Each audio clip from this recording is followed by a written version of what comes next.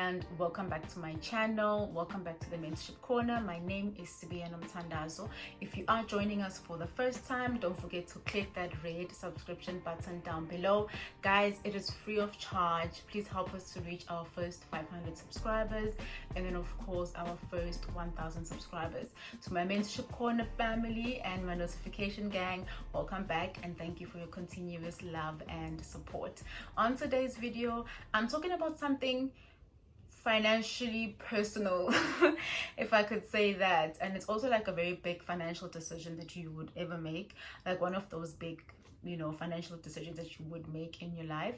I don't know why I haven't spoken about this, because I did get my car in 2019, but yeah, for some odd reason I'm only speaking about buying your first car in 2022. So guys, anyway, so today I'm going to be talking about how I got my first car.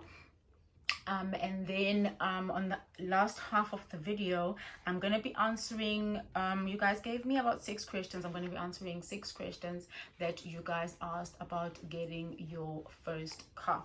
So before I even waste time, I made notes here on things that I wanted to talk about that I felt were very, very important. So the first thing is, let's tell you guys why I got my car and basically the story behind me buying a car. So first things first, I'm using natural lights and a light, so the lighting keeps going on and on and on and off and on and off.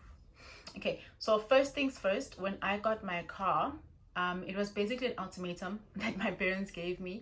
I was staying in Riverside in Joburg and Gauteng, and at that time in 2019, I think it was like November, October, got the taxi violence. But like when it started, it was okay, it was calm.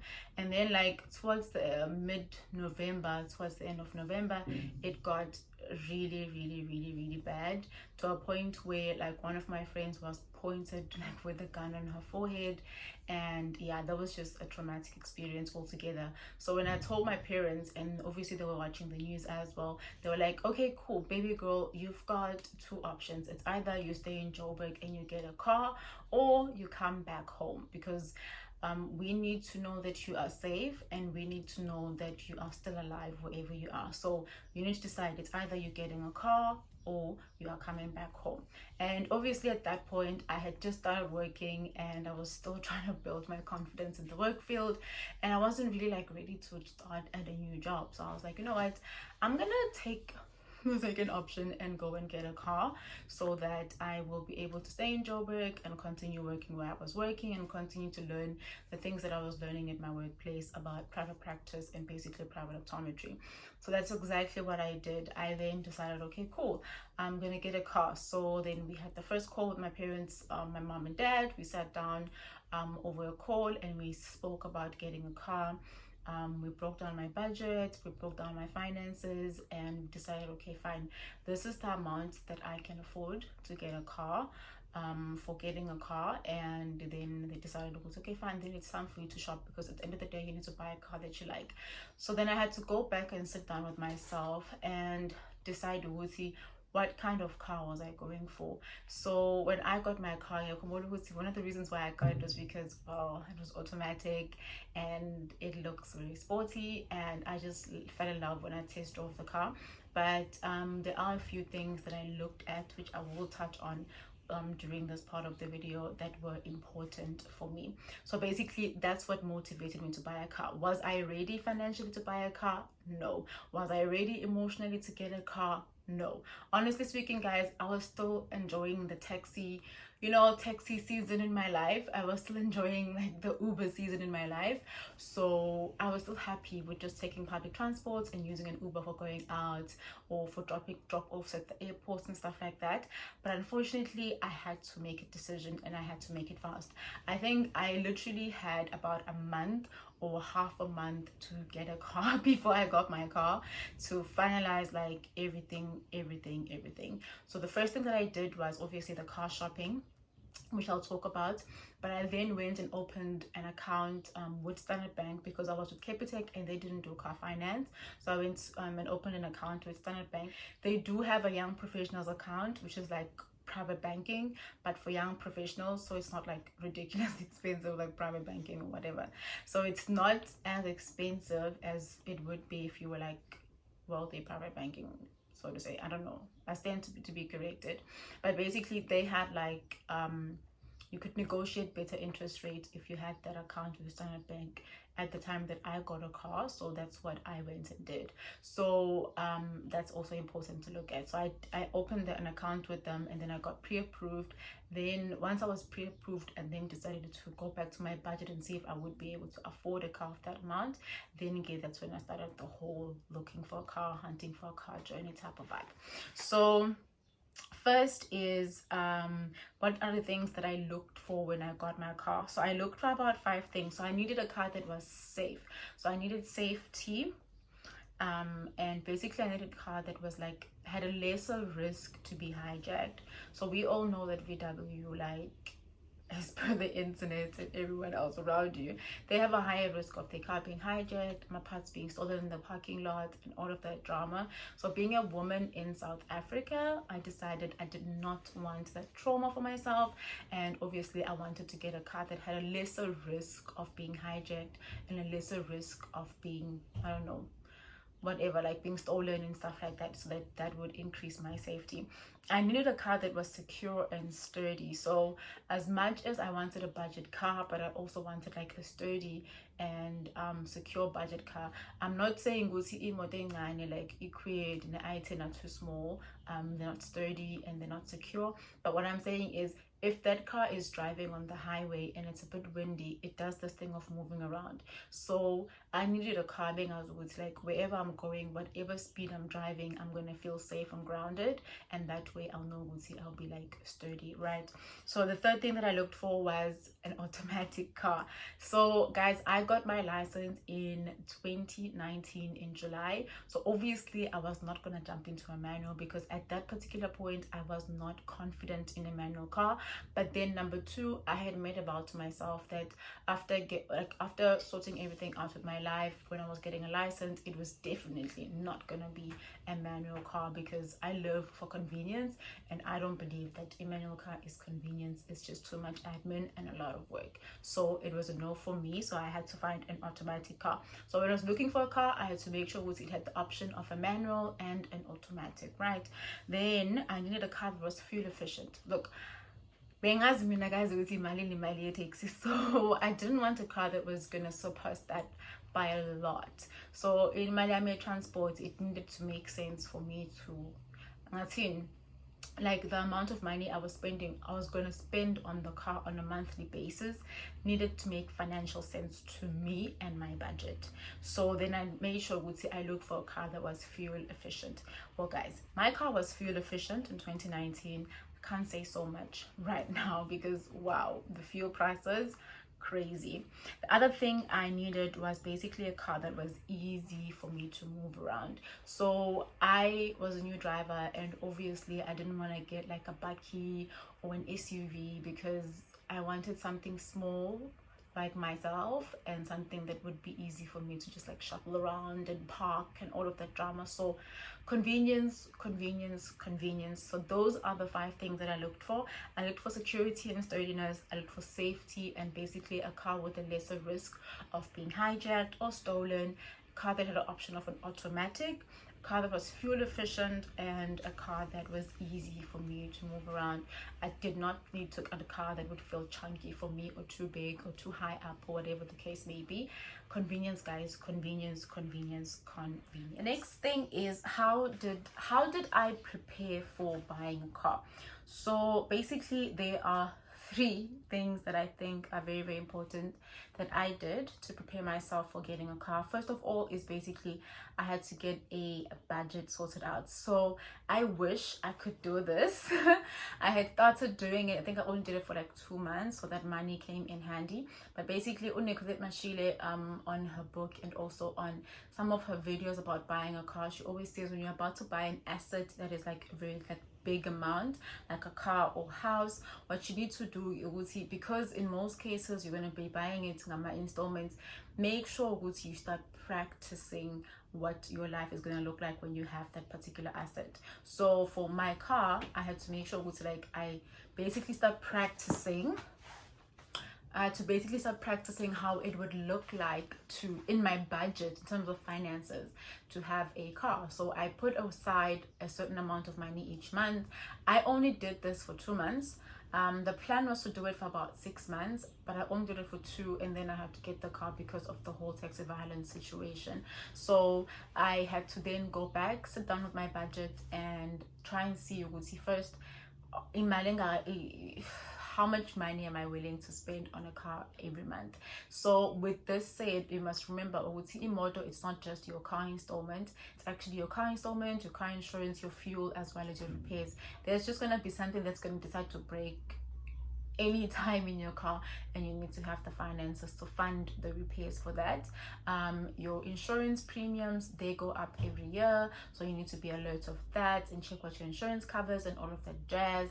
And then get obviously your car installment. So make sure you know how much money you are willing to spend on a car each month, and ensure that when you are looking for a car, you don't exceed that amount, because when you do, then you're getting out of your affordability range, and that's going to come up to be a problem in the next couple of years, potentially, not just months, because if you may take a loan that's going to be like for 5 years or 6 years or 7 years or whatever the case may be. So for the next 5-6 years budget if your salary doesn't change, if your salary doesn't increase, or if you don't increase your income stream. So that's going to be a bit of a problem. So be alert of that. Okay, so take note of that. The second thing is basically I googled a lot, and I did a lot of research and a lot of window shopping. So since my parents were like, okay fine, you need to get a car or come back home, I decided, okay fine, we're getting a car, so let's do this and do this properly. So what I did was I started window shopping for cars, guys. Like I went to so many garages. I went to Mazda, I went to Kia, I went to Hyundai, I went to so many garages to try and find a car that I liked. But what I did first was I went online and I searched for the cars that I liked, that fitted my criteria, which I mentioned above. And then once I found those cars, I think I had about 5 of them. And then once I found those cars, then it was going to the dealership to see the features of the car, to see how I'm fitting into the car, to see if it's convenient for me to get out and on the car and all of that drama, and to basically see if I like the car overall. So I did a lot of that, and I went to like different dealerships. Some were nice, some were not nice. I don't remember some of them, but I went to like a few dealerships, and for some cars I asked to test drive the cars, and they did allow me to test drive the cars. But some of them I just viewed the cars like, okay fine, I don't like this one, we are moving right along. So the third thing basically is I decided on a cap price for the actual car, like the full amount. And then I also decided on the cap price of the monthly spend on the car. So this I'm putting at the end because it's like emphasis. It is very, very important to understand getting a car is a financial decision, and it's a very like big financial decision, especially if you're not buying the car cash. So you need to make sure you understand how much money you're going to be spending on your car each month for everything, as well as understand how much can you afford. So when you go to the bank to get pre-approved for a loan, either for a car, your personal loan, or a house, just because they approved you for 1 million doesn't mean you must go get a house for 1 million, because what if you don't afford to get a house for 1 million? So you must go back, check how much amount you're pre-approved for, and then go back and check with him how much is the installment per month for the period that they gave you. So if it's 5 years, that amount, but let's say it's 100,000 rand, so that's 100,000 rand, and divide that by 5 years, break it down into like months, so that you'll know how much money you would have to pay each month. Then you'll know is it an amount you are willing to pay to spend on a car each month. Is it affordable? Basically, are you able to afford that? And then obviously factor in inflation, because like as we saw with our interest rates, like they increased since COVID. So factor in inflation was okay fine. If something happens in the market and the interest rates increase, will I still be able to afford to have the car for the next couple of years, basically for the period of the loan, right? So that's very, very important. So the last thing I wanted to touch on is basically the 4 important things that you need to consider when you're buying a car.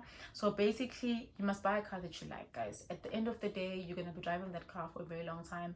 For example, when I got my car, I decided to go see, I'm buying this car and I want to use it for the next 10 to 15 years.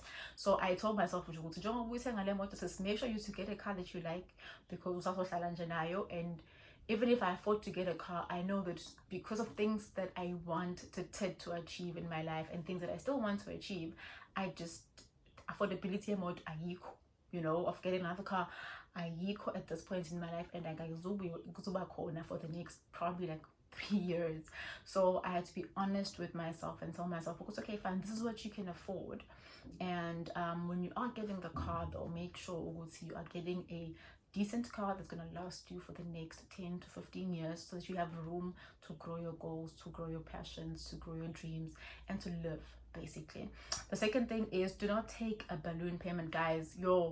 Like, I can't stress this enough. The fact that you're going to the bank and you're borrowing imali to get a car means awunayo imali. Like, chances of that changing in the next 2-3 years, unless you work really, really hard, are not that high. So be cautious of that and don't take ridiculous balloon payments. Honestly, I just feel like a balloon payment are necessary.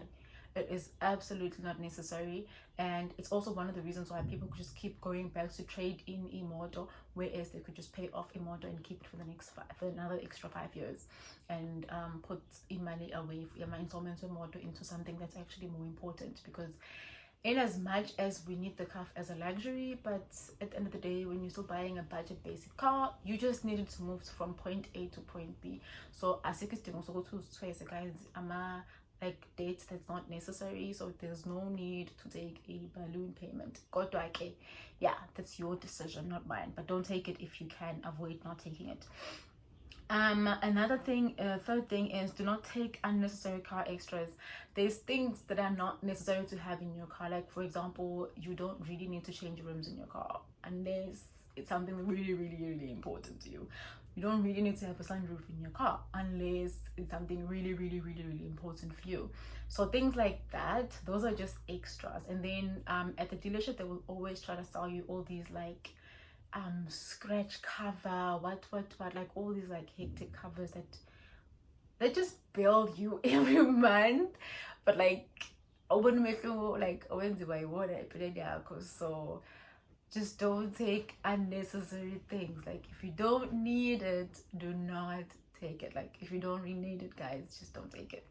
The fourth thing is basically consult with people who've bought cars before, people who've bought cars cash, people who've got bought cars with finance. Like, ask, guys, ask. I spoke to a lot of people, I bothered lots of my friends. I was just asking because I just wanted to know and I wanted to understand. Okay, like, so ask, and it's not wrong to ask. Just the guys, so that you understand what's going on before you make like that financial decision in your life. So now we're moving on to the last part of the video. I do have about 6 questions, but there's one that I'm going to answer next week because it's quite long. It's basically they were asking what are the advantages and disadvantages of buying a pre-owned or a demo car. So I'm going to answer this next week when I'm giving you guys my 5 tips of buying your first car. Then I'm going to answer that because it's a bit more detailed. I don't want the video to be too long. Before we move on, guys, I got a 2019 Kia Rio that was automatic and it's red. I'm gonna put a photo for you guys to see my car.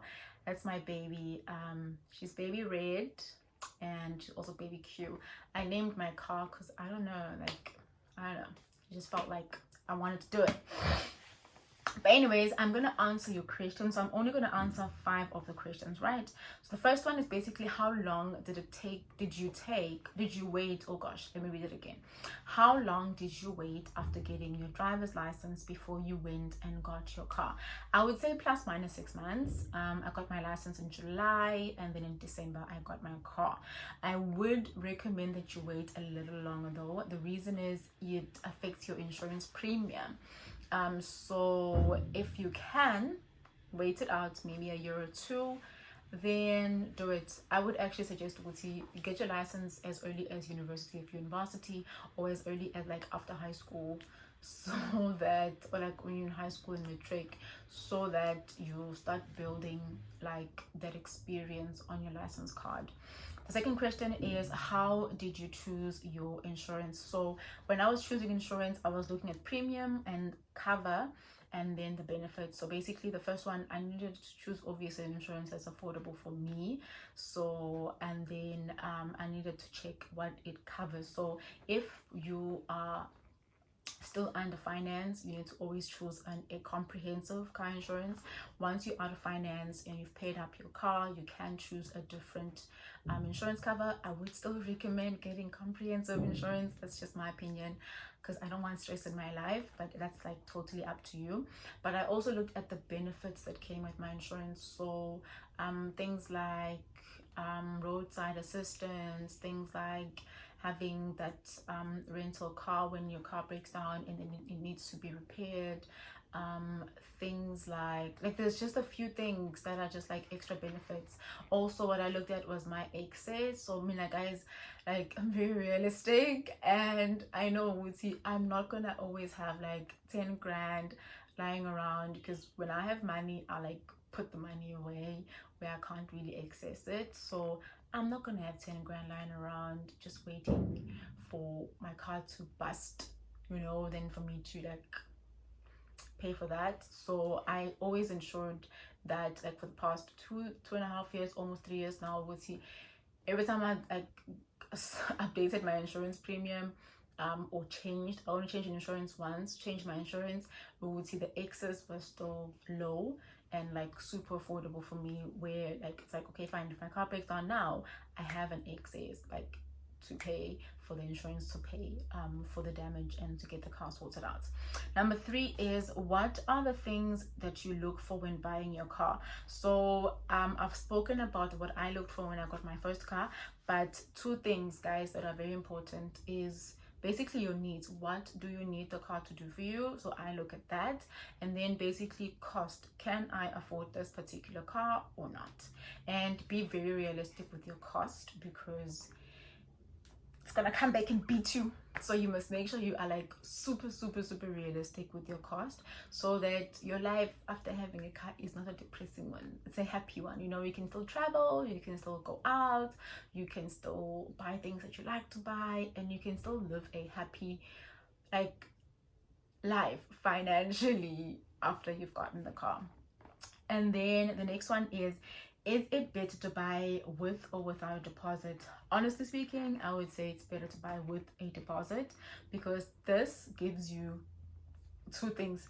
It gives you, one, a reduced interest, not interest rates, reduced monthly premium, as well as a reduced term for your car. But number 2, it gives you that leverage to be able to, gosh, why am I burping so much? I don't know what's going on. It gives you that that's in the guys, that leverage to be able to, I don't know if leverage is the right word, but advantage. It gives you the advantage to be able to negotiate better interest rates with your bank, so if you have a deposit, because then you can say, well, you guys are offering me 200,000, but I've got 50,000 rand, so I'm only asking for 150. I'm putting down the 50k. Then please give me like a better interest rate and like lower term, or like lower premium. You can always be able to negotiate all of those things if you've got a deposit. But guys, like, honestly speaking, if you can buy a car cash, just buy it cash and avoid all this nitty-gritty stuff. And then basically the last question is, how do I prepare for repairs?